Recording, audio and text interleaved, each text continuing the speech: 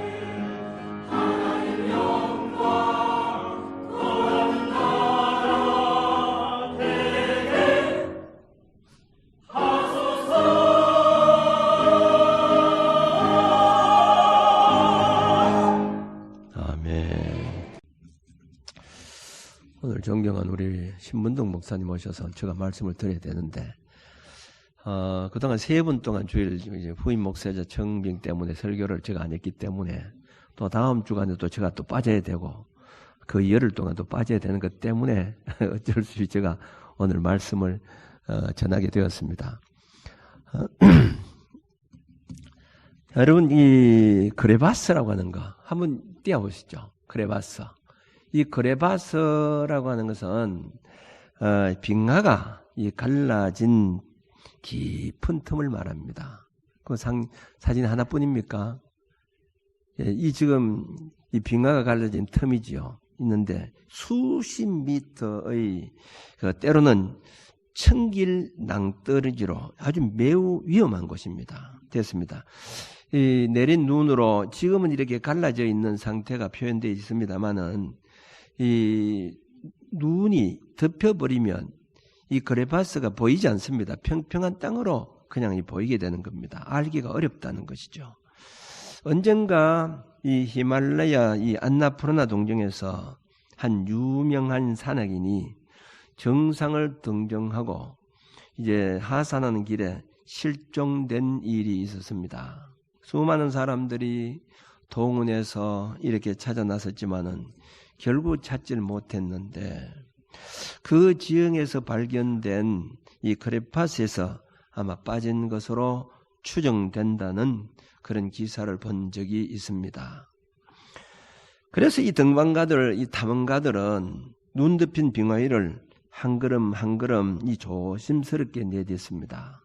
왜냐하면 안 보이기 때문에 빠져버리면 그건 나올 수 없기 때문에.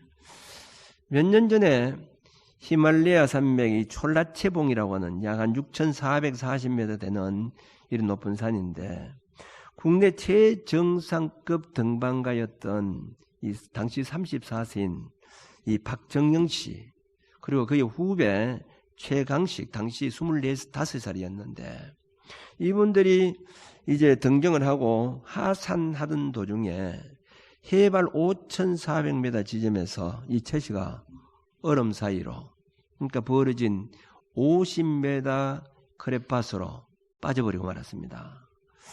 이 최 씨가 떨어지면서 얼음벽에 부딪혀서 다리가 부러지고 갈비뼈가 부러지고 그렇게 하면서 크레파스 약 한 20m 밑에서 시체처럼 매달리게 되었는데 그는 형님 살려주이소 내 다리가 부러졌습니다. 이 크레파스 속에서 그렇게 외쳐대었습니다. 절규하는 이 외마디 소리만 토해내었습니다. 크레파스에서 이 자일로 후배와 생명의 고리를 이 등산하는 사람들을 보면 서로 이 자일로 연결해서 이렇게 가는데 이 박 씨는 순간적으로 자일을 잘라버리고 잘라야 되겠다. 왜냐하면 그 한 사람 크레파스에 빠진 사람 구하려고 하다가 자기도 죽을 수 있기 때문에 잘라버리고 싶은 그런 충동을 느꼈다고 합니다. 그런데 참 후배가 살려달라고 하는 그 소리를 듣고는 죽을 힘을 다해서 참 죽을 각오를 하고 그렇게 해서 10손가락에 힘을 다해서 자위를 당겨 올렸고 그 사투 끝에 1시간 만에 후배를 구하게 되었습니다. 그런데 그 후에 그들 두 사람이 동상과 또 이 부러진 다리 갈비뼈 때문에 죽음의 고비를 겪게 되었고 탈수 증상으로 탈진으로 인해서 정말 한 발짝을 또 움직일 수 없는 그런 상태까지 이르게 되었는데 우리가 여기서 나가지 못하면 죽을 수밖에 없다. 그래서 정말 사력을 다해서 탈출을 시도했는데 마침 민가를 발견하게 되었습니다. 그래서 그들이 구사일생으로 살아남게 되었는데 불행히도 구해주었던 이 박 씨는 동상을 입어서 살이 썩어서 이 양손에 엄지손가락 2개만 남기고 다 잘라버렸습니다. 그리고 그 크레파스에 빠진 그 최 씨는 역시 양손가락, 양발가락 다 잘라내야 되는 참 그런 위기를 결국 맞게 된 겁니다. 생명은 살게 되었지만은 결국 그렇게 잘라버리고 말았다는 겁니다.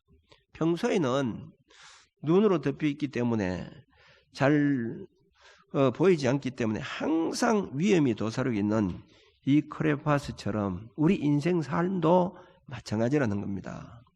그런데 문제는 우리 눈에 보이는 이 크레파스는 금방 알 수 있지만은 많은 사람들이 지금 자기가 이 크레파스에 빠져 있는지조차도 모르고 살아가는 그런 사람들이 너무 많이 있다는 겁니다.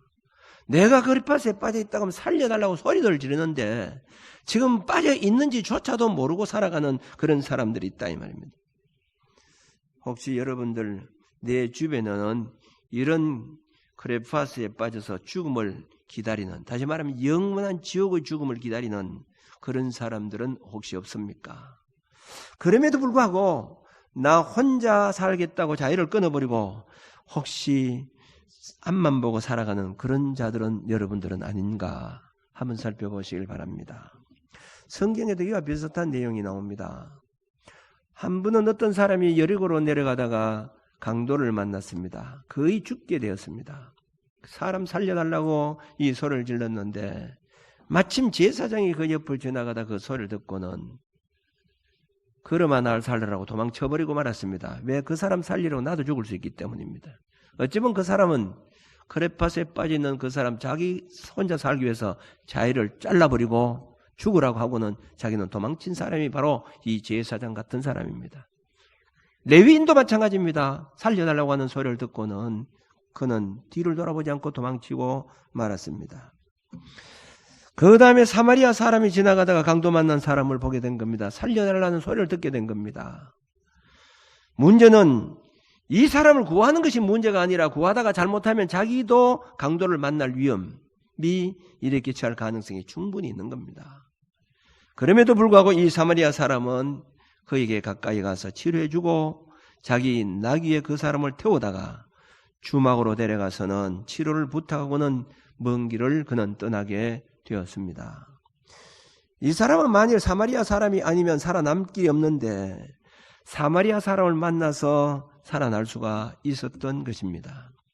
오늘 시골에서 부잣집 외아들이 강물에 놀다가 물에 빠져서 떠내려가고 있었습니다. 마침 이 가난한 집 아이가 그것을 보고는 건져내어서 목숨을 구해주었습니다. 그랬더니 그 부잣집이 많은 재산을 그에게 주고 그 아이를 평생의 은인으로 삼고 항상 감사를 했다고 합니다. 그죠? 100년 미만 살다가 죽어버리는 육신의 생명도 살려주니까 이토록 감사하는데 영원토록 죄값으로 고통을 받아 지옥에서 죽을 수밖에 없는 우리를 구원해서 영원한 천국에 들어가서 영생 복락을 누리도록 그 영혼을 구원한다고 하면 얼마나 귀한 일이고 얼마나 값진 일이겠습니까? 그래서 성경은 한 사람의 영혼이 온 천하보다도 귀하다고 이렇게 했습니다. 지구상의 금은 보화를 다 산더미처럼 쌓아 놓았다고 해도 한 영혼이 더 귀하다고 하는 겁니다. 오늘 본문에 보면 특별히 한 영혼이 얼마나 중요한가 하는 걸 비유적으로 보여주고 있는 그런 내용입니다. 어떤 사람이 양 100마리가 있었는데 그 중에 하나를 잃어버렸습니다. 그러면 그 주인은 그 양 한 마리를 찾기 위해서 찾아 나서지 않겠느냐, 그런 내용입니다. 본문의 내용은 아주 간단하게 기록되어 있습니다만은 그러나 그 본문을 우리가 추적해 보면 그 간단한 사건은 아니었다는 겁니다. 원래 이 팔레스타인 지역이라고 하는 것은 우리나라처럼 이렇게 풀이 충분한 곳이 아닙니다. 풀이 제대로 없기 때문에 그 양떼를 끌고 풀 있는 지역으로 데리고 가야 됩니다. 그리고 풀 뜯어 먹으면 또 있는 데로 데리고 가고, 그 다음 또 물 있는 곳으로 데려가고, 그렇게 해서 하루 종일 이렇게 먹이다가 밤에 들어와서는 이제 숫자를 헤아리는 겁니다. 한 마리, 두 마리 이렇게 헤아리는데 한 마리가 없어진 겁니다. 언제 어디서 없어졌는지 모릅니다. 그것을 찾아 나선다고 하는 것은 아주 위험한 일입니다. 우리가 생각할 때 뭐 한 마리 정도 없어져 버렸으니까 뭐 어쩔 도리가 없겠다고 포기할 것입니다만은 포기하지 않는다는 겁니다. 낮에도 거기는 덜에도 때로는 맹수들이 있어서 항상 조심해야 되는데 밤에 양 한 마리를 찾아 나서겠다고 나서는 것은 이루 말할 수 없이 위험이 따르는 일입니다. 그런데도 주인은 양 한 마리를 생각할 때에 가만히 있을 수가 없다는 거죠. 왜냐하면 가만히 있으면 그 양은 언젠가는 맹수에게 의해서 찢겨서 죽을 수 있었기 때문입니다. 그럼에도 그것을 생각하면 저는 그 주인은 가만히 있을 수가 없는 것입니다. 한 마리 포기하면 될 텐데 그 한 마리를 찾아 나선 이 비유의 내용이 오늘 우리에게 어떤 교훈을 주는가 하는 그런 말씀입니다. 저는 영혼 구원이 최고의 사랑이라고 하는 것을 오늘 우리에게 가르쳐주고 있습니다. 여러분, 크레파스에 빠진 사람에게 어떻게 하는 게 최고의 사랑이겠습니까?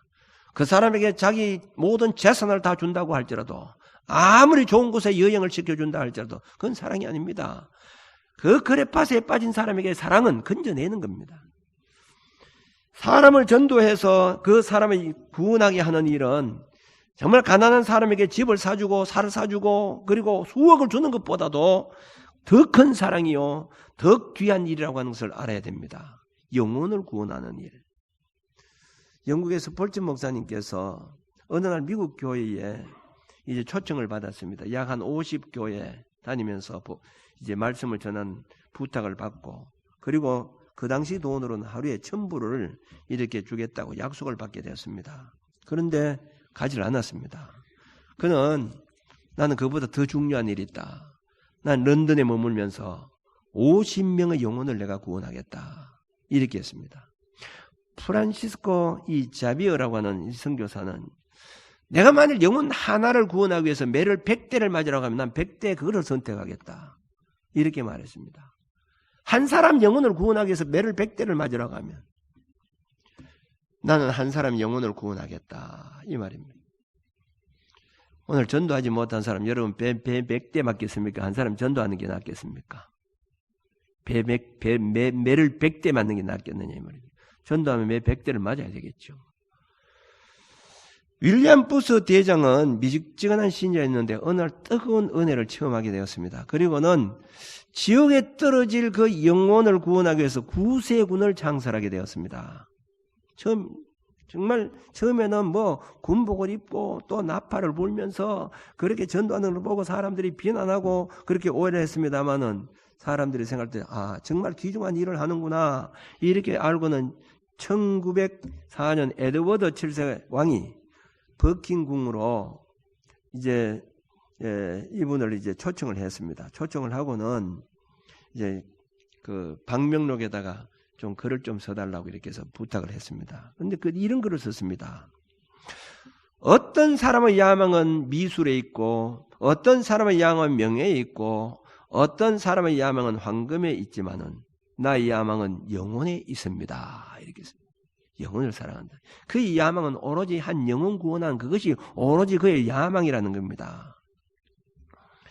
기독교 역사상에 귀하게 서임받은 사람들은 뭐 공부를 많이 했다거나 또 많은 재산을 가졌다거나 높은 어떤 지위를 가졌다는 그런 사람이 아니라 영혼을 위해서 불타는 사람이었다는 겁니다. 영혼 구원은 어떤 자선 행위보다도 제일 큰 사랑입니다. 예수님이 이 땅에 오신 목적이 뭡니까? 영혼 구원입니다.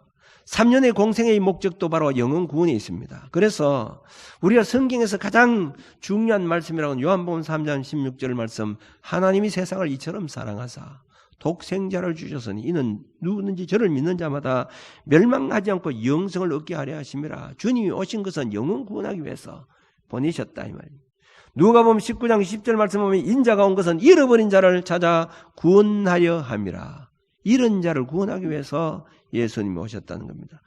뿐만 아니라 예수님의 최대 명령, 지상 명령인 그 명령의 말씀도 땅끝까지 가서 내 영혼을 구원하라. 제자들에게 그렇게 부탁을 하게 된 겁니다. 여러분, 사랑이라고 하는 것은 여러 가지 표현할 수가 있습니다. 부모가 자식을 사랑하기 때문에 자식을 위해서는 고생을 마다하지 않고 이 평생을 희생하면서 그렇게 살아갑니다. 그게 사랑입니다. 부모가 자식을 사랑하기 때문에 고생을 마다하지 않는다는 겁니다.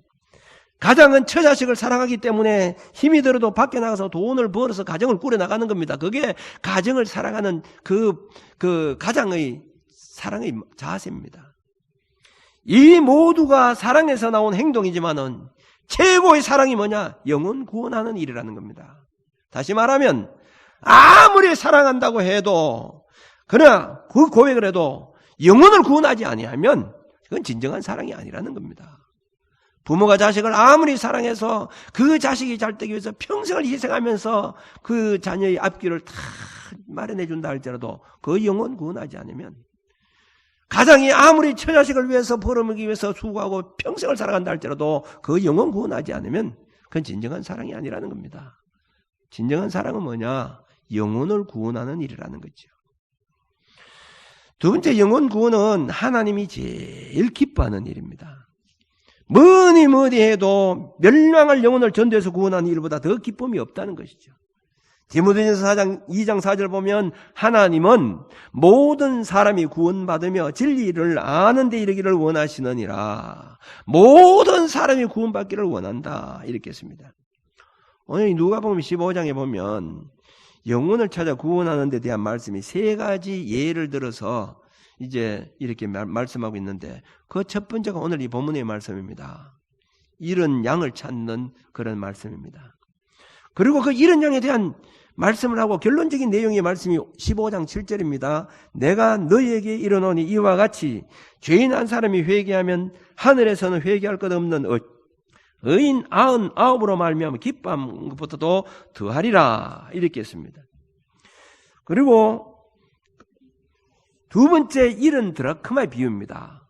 그 잃은 드라크마의 비유가 8절에서부터 10절 나오는데 그 잃은 드라크마의 비유의 결론의 내용이 10절 말씀입니다. 내가 너희에게 이르노니 이와 같이 죄인 한 사람이 회개하면 하나님의 사자들 앞에 기쁨이 되느니라. 이렇게 했습니다.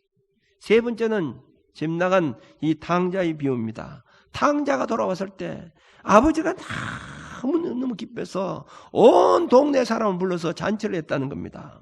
이 세 번의 비유의 말씀의 공통점이 뭡니까? 그 영혼을 찾을 때 기뻐했다. 이 말은 기뻐했다 하는 겁니다. 하나님께서 가장 기뻐하는 일이 뭐냐? 영혼 구원하는 일이라는 겁니다. 우리가 신앙적 행위가 여러 가지가 많이 있습니다만 하나님이 제일 기뻐하는 일, 물론 우리가 성전을 짓는 일, 교회를 위해서 봉사하는 일, 섬기는 일, 아이를 가르치는 일 다 중요한 일이고 주님이 기뻐하는 일이지만 가장 주님이 기뻐하는 일이 바로 전도하는 일이요 영혼 구원하는 일이라는 겁니다. 요한복음 8장 29절 말씀 보면 나를 보내신 이가 나와 함께 하시도다. 나는 항상 그가 기뻐하는 일을 행함으로, 이 예수님의 고백입니다. 예수님이 항상 그가 기뻐하는 일, 예수님이 항상 기뻐하는 일이 뭡니까? 예수님이 이 땅에 오셔서 하신 일이 뭡니까? 물론 가르치고 병 고치고 하는 일이지만 궁극적인 목적은 영혼 구원하는 일이었다는 겁니다. 그래서 항상 나는 그가 기뻐하는 일을 행함으로 혼자 두지 아니하셨느니라. 이렇게 했습니다. 예수님께서 이 땅에 오셔서 하신 일은 모두와 전도하는 일이었다는 겁니다. 아버지 하나님께서 기뻐하신 일이기 때문이었습니다. 우리가 흔히 하나님께 영광 돌립니다. 그리고 하나님 높여드립니다. 그렇게 기도도 하고 그렇게 찬양도 합니다만은 그거 중요합니다. 그러나 정말 하나님이 기뻐하고 영광 받으신 일이 뭐냐? 잃어버린 영혼 구원하는 일인데 우리가 영혼 구원하는 일은 이 힘쓰지 아니하고 애쓰지 아니하고 그저 영광 받아 주시옵소서. 하나님 높여드립니다. 이렇게 말한다고 하면 그건 형식적인 사람입니다. 위선적 사람이라는 거죠. 오늘 본문에 나오는 세 가지 비유는 모두 잃어버린 영혼을 구원하는 말씀인데 이것을 어떤 주석가는 이렇게 주석을 하고 있습니다. 처음에 나오는 잃은 양 찾는 비유는 성자 예수님의 구속과 사업을 의미하고 있고 두 번째 나온 잃은 드라크마의 비유는 이 애타게 영혼을 찾으시는 성령님의 역사에 대해서 말씀하고 있고 마지막 이 탕자의 비유는 이런 영혼을 애타게 찾으시는 성부 하나님의 심정을 설명한다. 그렇게 말씀을 하고 있습니다. 성부, 성자, 성령, 삼위 하나님이 타락하고 멸망받을 인간을 구원하기 위해서 애쓰고 계심을 우리는 알아야 된다는 겁니다. 우리도 전도는 하나님이 가장 기뻐하는 일입니다. 우리도 이 성부, 성자, 성령, 삼위 하나님이 심정을 가지고 우리는 자나깨나 영혼 구원을 위해서 최선을 하면서 살아가야 합니다. 그리고 또 세 번째는 영혼 구원은 제일 큰 상급을 얻는 일이라는 것을 알아야 됩니다. 우리가 구원받고 천국 가는 일은 오직 믿음으로 십자가의 공로로 값없이 이렇게 받는 것이지만은 하나님 나라에서 영광을 누리고 그리고 상 받고 멸류관 받는 것은 우리가 이 땅에서 행한 대로 받는 것입니다. 그 상급 가운데서 가장 큰 상급이 뭐냐? 주님을 위해서 목숨을 바친 순교자의 상이요. 두 번째는 전도하는 사람의 상입니다. 지난번에도 말씀을 드렸습니다만 신성종 목사님이 그 천국과 지옥과 천국을 체험하고 내가 본 천국과 지옥에 거기 보면 천국에 가서 제일 앞줄에 선 사람이 순교자들의 모습이 보였고 두 번째 줄에 선 사람들이 전도하는 자들의 모습이 보였다고 이렇게 이 간증을 하고 있는 것을 보았습니다. 다니엘서 12장 3절에 보면 많은 사람을 옳은 대로 돌아오게 한 자는 별과 같이 영원토록 빛나리라. 많은 사람을 옳은 데 돌아오는 이 뭡니까? 전도입니다. 전도한 사람 빛난다 이렇게 했습니다. 천국에서 영원한 스타가 된다는 거죠. 여러분 배우라든지 탤런트들 유명해지면 그건 스타라고 말합니다. 그리고 이 스포츠계에도 마찬가지입니다. 뭐 올림픽 대회 나갔다든지 뭐 축구를 해서 월드컵을 했다든지 그렇게 해서 아주 이름이 날리면 그건 스타가 되는 것이죠. 그것은 기껏해야 몇 년, 많아야 몇십 년이지만은 전도해서 천국의 스타가 되는 사람은 영원히 빛나는 존재가 될 수가 있다고 하는 것이죠. 시편 126편 5절 6절에서 말씀 보면 눈물을 흘리며 씨를 뿌리는 자는 기쁨으로 거두리로다. 울며 씨를 뿌리러 나가는 자는 반드시 기쁨으로 그 곡식을 가지고 돌아오리로다. 단을 가지고 돌아오리로다. 이렇게 했습니다. 중국에 송전도라고 하는 사람이 있었습니다. 뭐 이름은 확실히 모르는데 이 송전도라고 하니까 무슨 생각이 납니까? 자나깨나 전도한 사람이었습니다. 자나깨나 전도하니까 그 사람 이름이 그냥 이름이 없고 송전도라는 그런 이름이 되어버렸습니다. 근데 그렇게 열심히 전도한 사람인데 젊은 나이에 그만 죽어버렸습니다.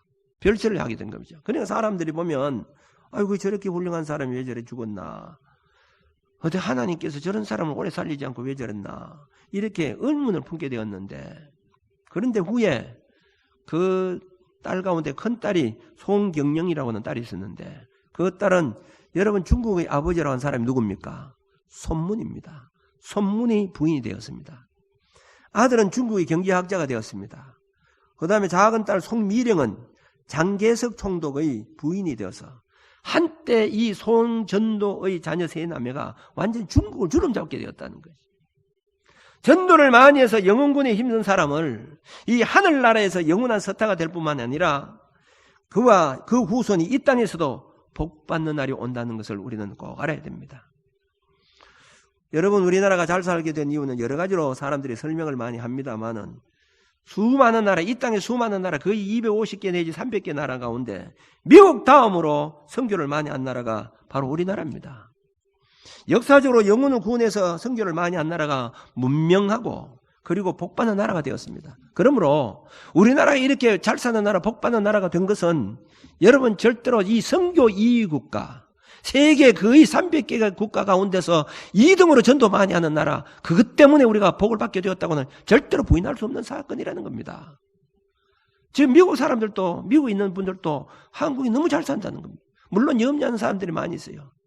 앞으로 걱정이 된다 하는 사람들이 있지만, 그러나 오늘까지도 그렇게 잘 살게 된 것은 여러분 우연한 사건이 아닙니다. 세계 2위 국가, 전도를 제일로 많이, 선교를 제일 많이 하는 국가의 두 번째 나라 이 말입니다.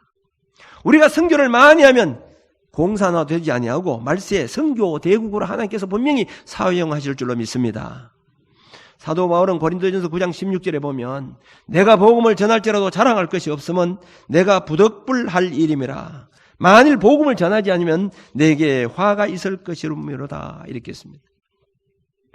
지난 2월에 터키에 큰 지진이 일어났죠. 그리고 수많은 사람들이 거기에 죽었습니다.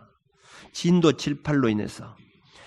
한기총 재구호위원들이 현장에 찾아가서 이 무너진 건물 사이로 누비면서 단 한 명의 생명이라도 구하고자 목숨을 건 사투 끝에 이 3명의 실종자를 발견하기 위해서 살리게 되었습니다. 한국에서 온 민간구조단이 전 세계의 소방대도 하지 못한 일을 해냈다고 언론들이 앞다투어서 이렇게 대서특필을 할 정도로 그렇게 이렇게 칭찬을 할 정도가 되었습니다. 건물 잔해 밑에 깔려있어 살려달라고 하는 그 사람들, 이들은 모두 인생의 그리파스에 그들이 떨어진 그런 사람들입니다. 이들은 한 명이라도 더 살리기 위해서 민간 구조대원들이 달려가게 된 겁니다. 하물며 그들은 구원해도 그들을 구원한다 할지라도 100년, 200년 살 수 없는 그 사람들입니다. 그런데 돌이킬 수 없는 영원한 그래파서 지옥불에 떨어진 것을 우리가 믿는다고 하면 그들의 영혼을 구원하지 않을 수가 없다고 하는 것을 우리는 알아야 합니다.